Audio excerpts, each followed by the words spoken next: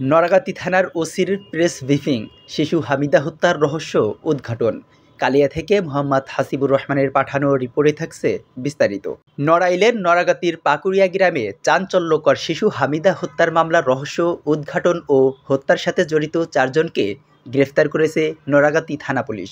Police কর্মকর্তারা বলছেন, প্রতিপক্ষকে ফাঁসাতেই শিশুটিকে হত্যা করা হয়। গ্রেফতারকৃতরা হলেন কালিয়া উপজেলার পাকুড়িয়া গ্রামের রবিউল শিকদারের মেয়ে সুমি খানম 14, রবিউল শিকদার 35, রবিউলের স্ত্রী ফরিদা বেগম 32, তোতা শিকদারের স্ত্রী সুলতানা বেগম। শুক্রবার 3 ডিসেম্বর রাতে নড়াগাতি থানায় প্রেস ব্রিফিংয়ে এসব তথ্য জানান নড়াইলের পুলিশ সুপার এহসানুল কবিরের পক্ষে ওসি মোহাম্মদ শরীফুল ইসলাম। এ সময় নড়াগাতি থানার কার্যালয়ে মামলার তদন্তকারী কর্মকর্তা এসআই দিবাকর, কালিয়া প্রেস ক্লাবের ভারপ্রাপ্ত সাধারণ সম্পাদক মোহাম্মদ রাশেদ কামাল, সাংবাদিক হাসিবুর রহমান সহ কালিয়া প্রেস ক্লাবের সাংবাদিকবৃন্দ উপস্থিত ছিলেন।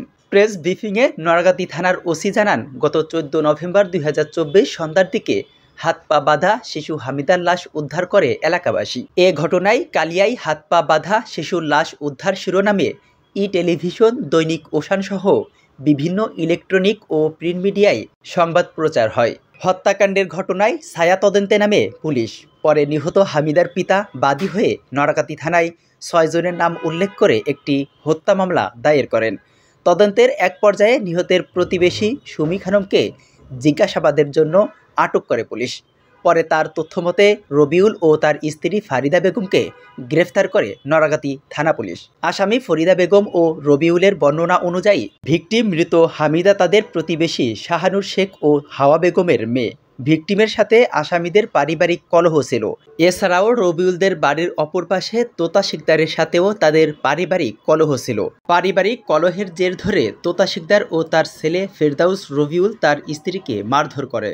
উক্ত মারধরের ঘটনায় রবিউলের পরিবারের মধ্যে রাগ ও ক্ষোভের জন্ম হয় এবং তারা প্রতিশোধ নেওয়ার পরিকল্পনা করে। উক্ত পরিকল্পনা মোতাবেক ফরিদা বেগম তার মেয়ে সুমিকে দিয়ে কিছু চিরকুট লেখায় ও ভিকটিম হামিদাদের বাড়ির আশেপাশে আগুন দেয়। এই চিরকুট লেখা ও আগুন দেওয়ার বিষয়ে বারবার রবিউল ও তার পরিবারের সদস্যরা তোতার ছেলে ফেরদাউসকে দোষারোপ করে। এই সুযোগে ফরিদা বেগম গত বছরের 14 নভেম্বর বৃহস্পতিবার সন্ধ্যার দিকে হামিদাকে একা পেয়ে মুখ চেপে ধরে শ্বাসরোধ করে হত্যা করে বস্তায় ভরে ধান খেতে রেখে আসে।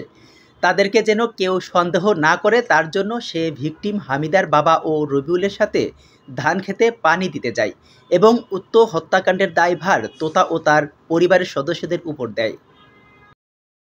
14/11/2024 তারিখ নড়াগাতি থানার পাকুড়িয়া এলাকায় একটি শিশু হামিদা, তার বয়স 6, তাকে হত্যা করে ধান খেতে ফেলে রাখে।